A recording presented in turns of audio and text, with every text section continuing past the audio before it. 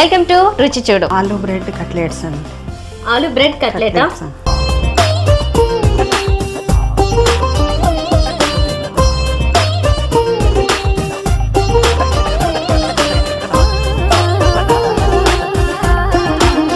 ఇది chat item లాంటిదా? అవునండి. Okay, మరి దీనికి కావాల్సిన ఇంగ్రీడియంట్స్ ఏంటి?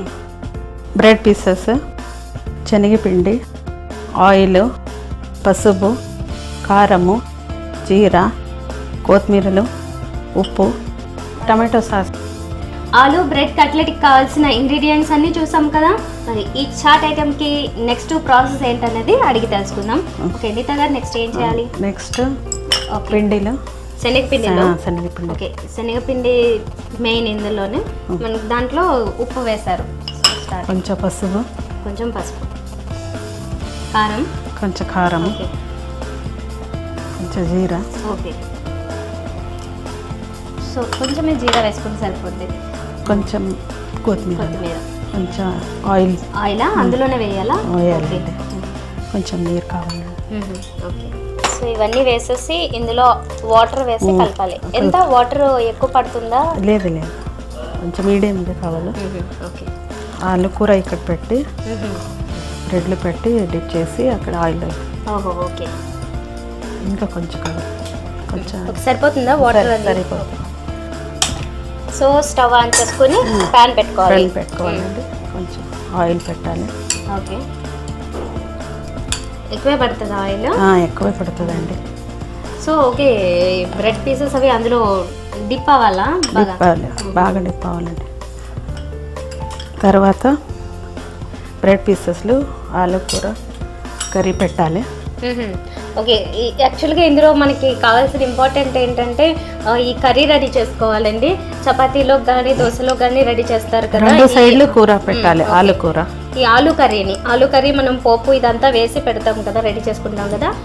ఈవెన్ రైస్లో కూడా చేసుకుంటూ ఉంటాము. ఈ కర్రీని ఇప్పుడు బ్రెడ్కి 2 సైడ్స్ అంతా అప్లై చేయాలి. కొంచెం థిక్ లేయర్లో అప్లై చేయాలి.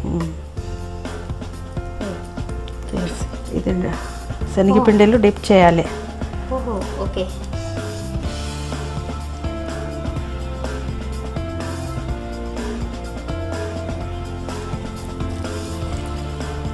మనకి ఇది కొంచెం డిఫరెంట్గా అనిపిస్తుంది. జనరల్గా మనం లోపల స్టఫ్ చేస్తాము, అయితే దీనికి మాత్రం బ్రెడ్ పీస్ని, బ్రెడ్ స్లైస్ని ఇలా ప్లెయిన్గా ఉంచి దానికి 2 సైడ్స్ ఈ కర్రీని మనం దానిపైన అటాచ్ చేయాల్సి ఉంటుంది. ఒక థిక్ లేయర్ లాగా తీసుకుని అటాచ్ చేసి దాన్ని ఇందాక శనగపిండిలో మనం ఇవన్నీ వేసి కలిపారు కదా ఆల్రెడీ. కొంచెం కారం, జీరా, పసుపు ఇవన్నీ వేస్తారు కదా, సాల్ట్ కూడా అందులో వేసుకోవాలి. ఆ శనగపిండి కొంచెం జనరల్గా బజ్జీ అవన్నీ మనం ఎలా అయితే డిప్ చేసుకుంటాం వేరే వాటిని, అలాగే ఇప్పుడు ఏదైతే ఉందో బ్రెడ్ స్లైస్కి 2 సైడ్స్ అప్లై చేసిన ఆ కర్రీతో పాటు దాంట్లో డిప్ చేసి ఆయిల్లో వేసేసేయాలి. సో ఆయిల్లో అయిన తర్వాత అది ఫ్రై అవుతుంది. దాని తర్వాత ఇంకా అలాగే మనం మిగతా పీసెస్ని కూడా రెడీ చేసేసుకోవాలి. ఓకే, ఇప్పుడు సర్వ్ చేసేసుకోవడమేనా దీంట్లో?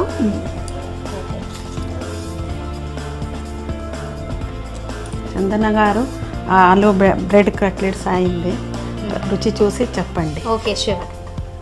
సో వేడివేడిగా ఆలు బ్రెడ్ కట్లెట్ రెడీ అయిపోయిందండి.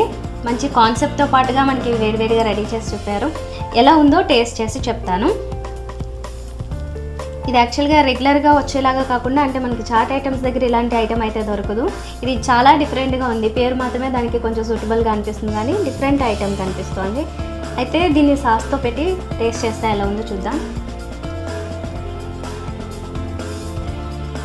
సూపర్గా టేస్ట్. రియల్లీ పర్టికులర్గా ఒక ఐటమ్ దాని కాకుండా, అంటే బ్రెడ్ దాని ఆ కర్రీ దాని కాకుండా ఆ శనగపిండి పైన లేయర్ అంతా వచ్చింది కదా, టోటల్గా వచ్చి ఆ 3 మిక్స్డ్ టేస్ట్తో పాటు ఈ సాస్తో కలిపి తిన్నందువల్ల చాలా వండర్ఫుల్గా ఉంది. టేస్ట్ చాలా చాలా బాగుంది. మీరు కూడా తప్పకుండా ట్రై చేయండి.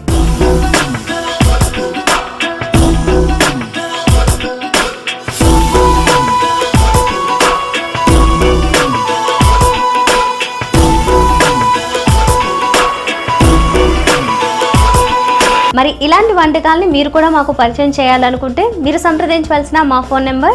మీరు కూడా రుచి చూడు కార్యక్రమంలో పాల్గొనాలనుకుంటున్నారా? అయితే మీరు సంప్రదించాల్సిన ఫోన్ నంబర్ 9010230555. ఇది వాళ్ళ రుచి చూడు. రేపు మరిన్ని వంటకాలతో మళ్ళీ కలుద్దాం. Until then bye by.